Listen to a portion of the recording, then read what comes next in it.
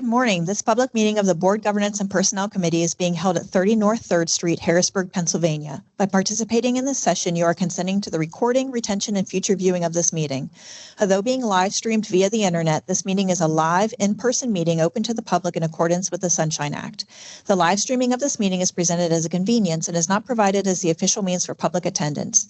In the event the live stream fails or cannot be transmitted for any reason, the in-person public meeting will continue without interruption. Please proceed with the meeting. Thank you. Welcome, everyone. Thank you. Could we have a roll call, please? Chair Thal. Here. Treasurer Garrity. I know she's here. Or designee. Mr. Galeska. Here. Mr. Soderset. Here.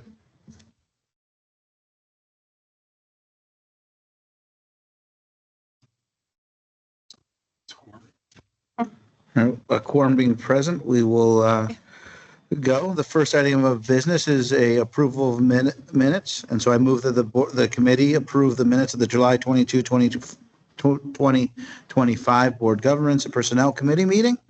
I've made a motion. Could I have a second? Second.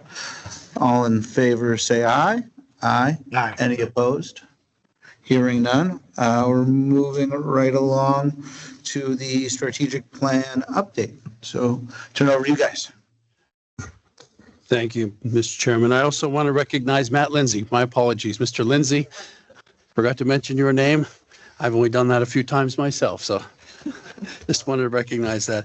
If you turn to tab 4A in board docs, what we have here, we're calling it a mid-plan update. It's a 4-year strategic plan. We're just a little over 2 years through it. It's been an adventure.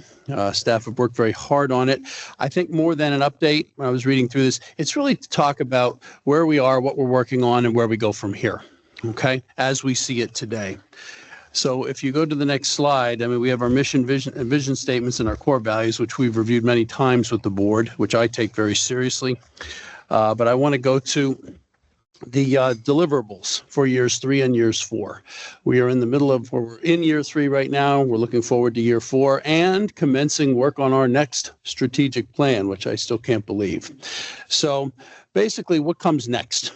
In year 3, which we're approximately 1 quarter through, as of today we are, I want to just touch on a few bullet points of the things that we are working on and hope to accomplish in year 3.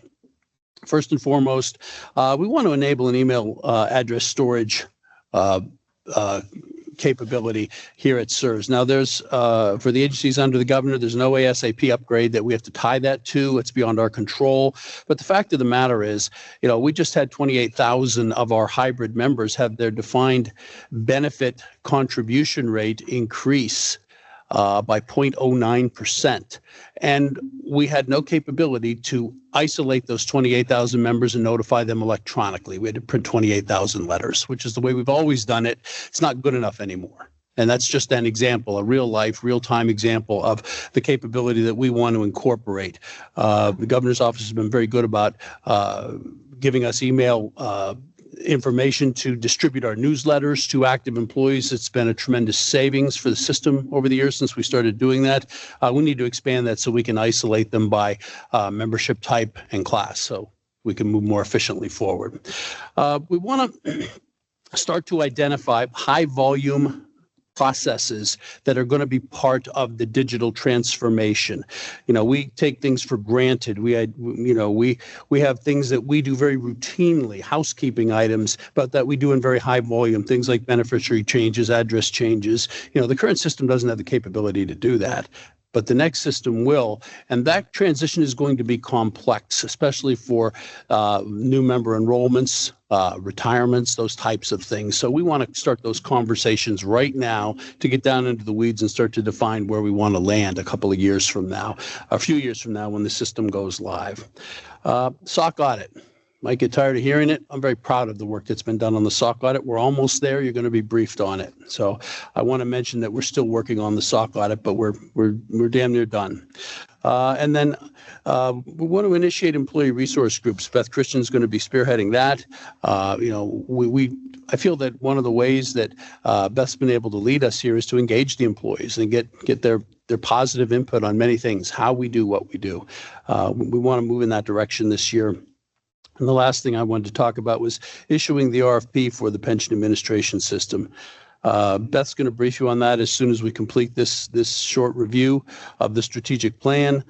Fact of the matter is it involves a lot of staff and they're doing a tremendous amount of work, and you'll understand that once she goes over some of the numbers. So, those are just the highlights on what we're working on right now in year 3 of the 4-year strategic plan.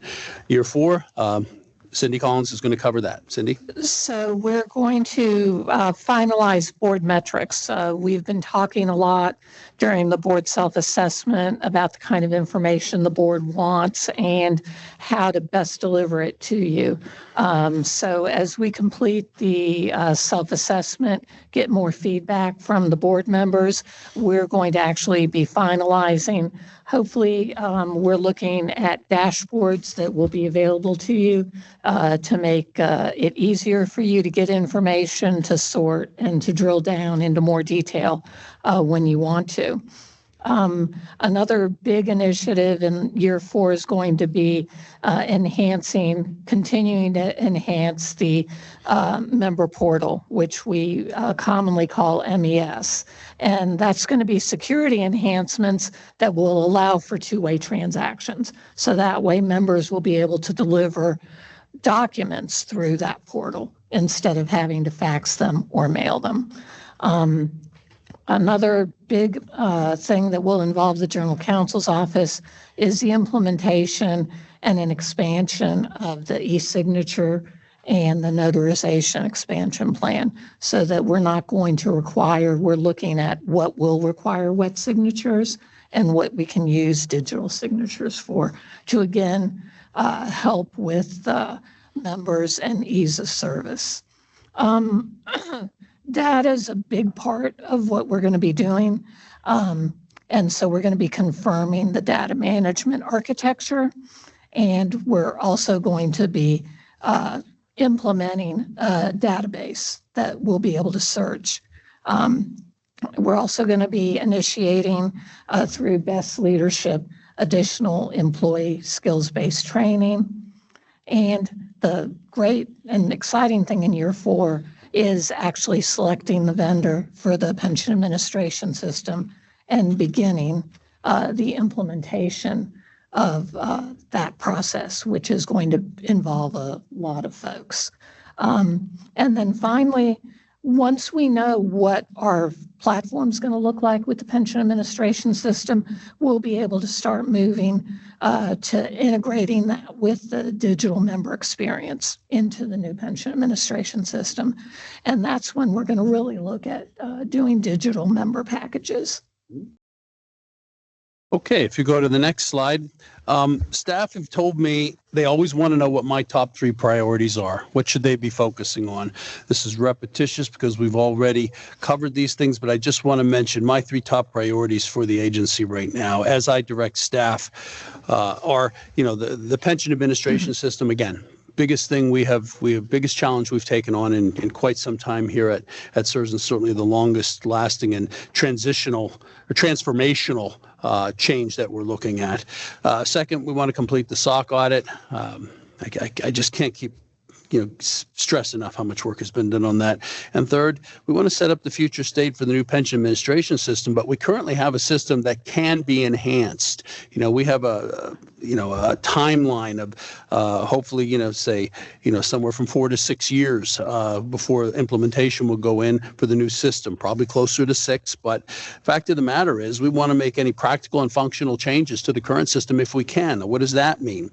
That means that if we can enhance something that takes about a year to accomplish and we can use it for 4 years, that's a practical enhancement. If something takes us 4 years to build into the current system, but we can only use it for 1 year, well, then that's not practical.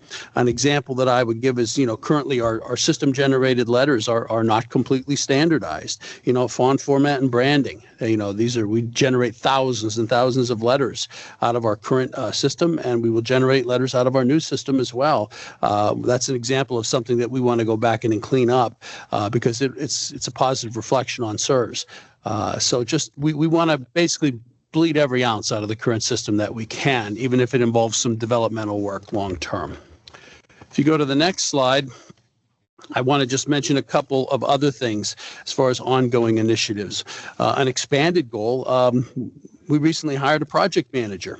I'm going to embarrass her, Lindsay Baylor. I'm going to introduce her to the full board. I already turned around. I know you're here. Wave your arm. There she is. To oversee and coordinate the project planning process. We've never had a project manager here at SERS. Lindsay reports directly to me, and she is drinking out of a fire hose right now. So we're very pleased to have her on board, and I'll be introducing her to the full board next week. Our risk management process, our enterprise risk management office is going to be set up. We are very close to completing what we believe will be the framework, might even be completed by the end of this week moving forward, and we'll be working with the Audit Risk and Compliance Committee to get that set up. The actuarial replication audit has been completed, and the ARC committee is going to be briefed on it this afternoon. Also, we have a combination of the board self-assessment project and the fiduciary review, and the results and feedback from those things are going to be utilized to develop a set of board metrics and a dashboard for you to use going forward. And the last one I want to mention, we continue to have the town halls. We do these senior staff, executive staff, put these on for the entire agency. On average, we have over 200 people attend the town halls. They have been very successful. Our next one is scheduled for December. We look forward to engaging with the employees at that time. It's just important. We talk about what's going on in this room in briefings like this, so we keep you informed. Every staff member or every executive staff member deals with their business areas, down through channels, but it's our way of reaching the entire agency, and certainly we have the electronic capability to do that effectively, and it has been very successful.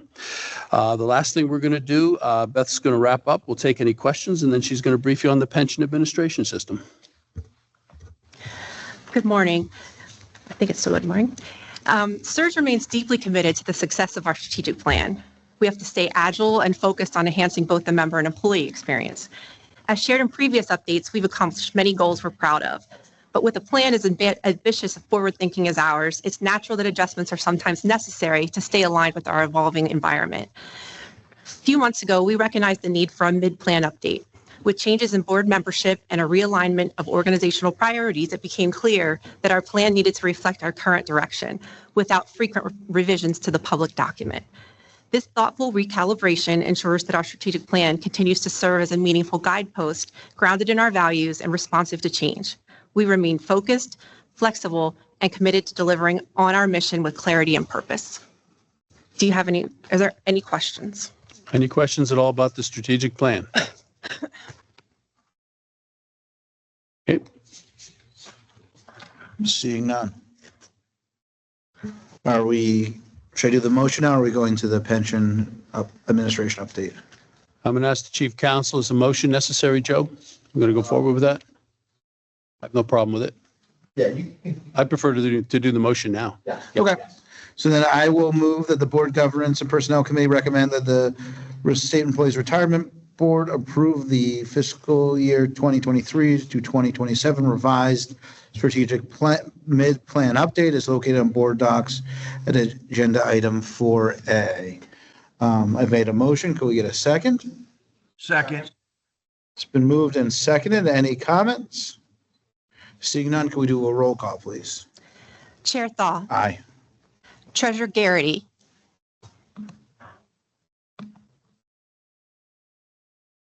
Mr. Galuska. Aye. Mr. Soderset. Aye. And with my apologies, Mr. Lindsay. Wonderful. Thank you. Moving right along. Turn it back over to you guys. All right, so we want to update you on the important progress we've made towards the SERS Pension Administration System Modernization Project, lovingly referred to as PAS. Nearly 3 months ago, Lydia Solutions and a team of SERS employees held a kickoff meeting for the PAS modernization requirements gathering. As you'll recall, SERS engaged Lydia Solutions in a follow-on engagement to the last year's comprehensive assessment project. The goal of the recent engagement with Linnea is to provide support to SERS staff throughout the entire PAS request for proposal, or RFP, process, including requirements gathering, RFP development, and evaluation. We believed it was critical that SERS use the requirements gathering as an opportunity to find a future for PAS that aligns with strategic plan priorities, desired business process improvements, and improved member and employee experience. You'll hear me say that a lot. I am pleased to report that as of the end of December, we've completed the business and technical requirements gathering, and we are now moving into a 6-week review and validation process. The requirements gathering meetings were conducted with participation from more than 60 staff members from across multiple business areas. Staff dedicated over 240 hours to these sessions. Staff participation was critical to help us understand the business needs and guidelines. I want to take a moment to publicly thank our staff members' commitment to the PAS project. They have put a lot of time into this while continuing their regular work. Planning is underway for the remaining portions of the RFP, including vendor questions and evaluation. SERS issued a request for information, an RFI, to gather valuable input from the vendor community for drafting the most effective and advantageous solicitation possible. That RFI closes on October 16th. The PAS RFP is on track to be released to the vendor community in mid-January 2026, with a goal of final contract execution in spring of 2027. Then the PAS implementation will begin immediately after that. We will continue to bring updates to the board on our progress. We appreciate your support, and thank you.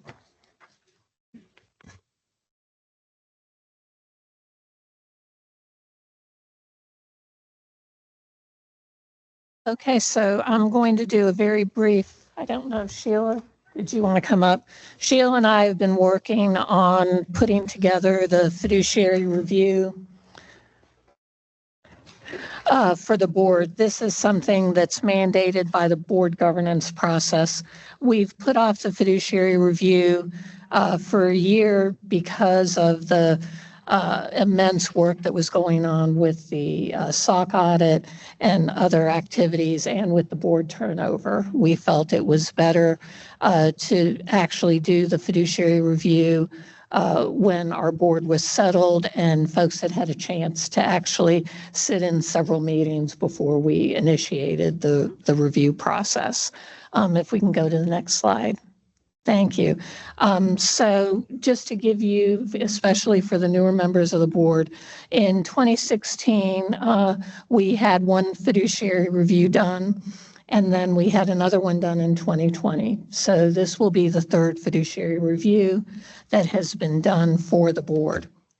And what we're looking at is, as we go into the board self-assessment, some of the questions in the board self-assessment, we're going to be asking for your input into some of the things that we might be doing with the fiduciary review. If we can go to the next slide. We're developing the scope of work. Now, one thing you might be asking, we've been doing a lot of assessments. There are a lot of audits going on.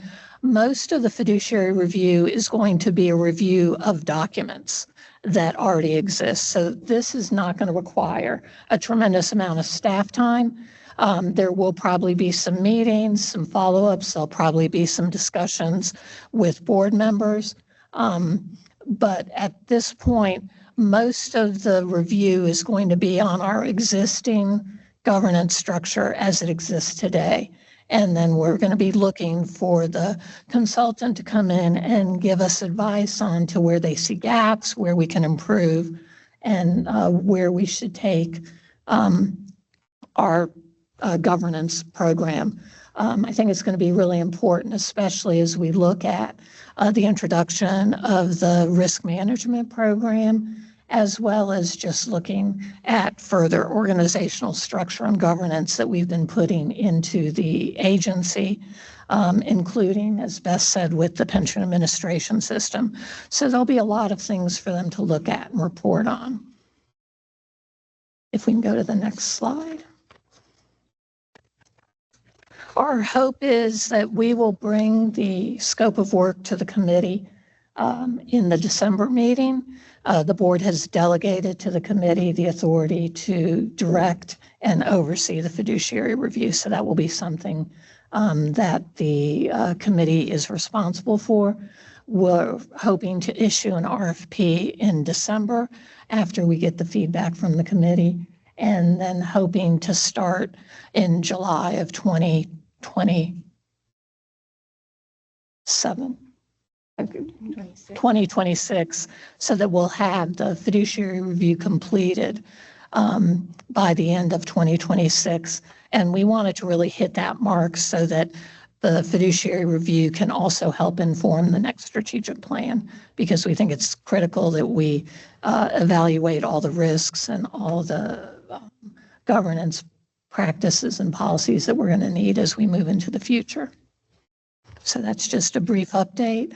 And then we will also, I know you guys are excited about this, going to be asking for volunteers to sit on the technical committee. So we will be reaching out to folks to get those volunteers and have Greg help establish the technical committee for the fiduciary review RFP. Sheila, I don't know. Just looking forward to working with you all on this. And, you know, our hope is we really want to be, we're here to serve the board, especially on board days. So, and we want to ensure that our governance practices are exemplary and meet the mission and serve our members. So that's it. Wonderful. Thank you. And it's very much appreciated and is important work. Do we have any comments or questions from anyone online or in the boardroom? Seeing none, I think our next is executive session, Joe. The Sunshine Act allows an executive session to discuss any matter involving the employment, appointment, termination of employment, terms and conditions of employment, evaluation of performance, promotion, or disciplining of any specific current or former public official or public employee of SERS or the board. The scheduled executive session is to discuss such matters. This agency business is authorized under the Sunshine Act to be done in executive session. Before we enter executive session, please give us a minute to make a few technical changes here in the boardroom on your behalf. We will make you aware when the appropriate changes have been successfully made and attendees in the Teams meeting are checked. As a reminder, the public meeting will resume on this live stream connection when the executive session is complete. In addition, SERS offers meeting notification updates via text messaging. For information on text notifications, please review our posted agenda on the SERS website. Thank you. As a reminder, this meeting is being recorded and is now being live streamed. Please proceed. Thank you. Wonderful. Thank you, everyone. For the information of all members, on item 9, we have a new form for the request for board education forms. So as it's been mentioned a couple times already today, as we enter the final quarter and our board education hours are due, please take a look at that form and get them to Sheila if we have any questions about items that could fulfill those credit hours. And Greg, it's a fillable form. So as opposed to the old form that you had to print and fill out by hand, it has cells, and all you have to do on the computer is type it in and save it and send it to us. So we wanted to make it as easy as possible for everybody. Which is appreciated. So thank you. Any last comments, questions, or concerns? Seeing none, our next meeting date is on December 2nd. And with that, I move that the committee adjourns. Do we have a second? Second. It's been moved and second. All in favor say aye. Aye. Any opposed? Hearing none, we are adjourned. Thank you, everyone.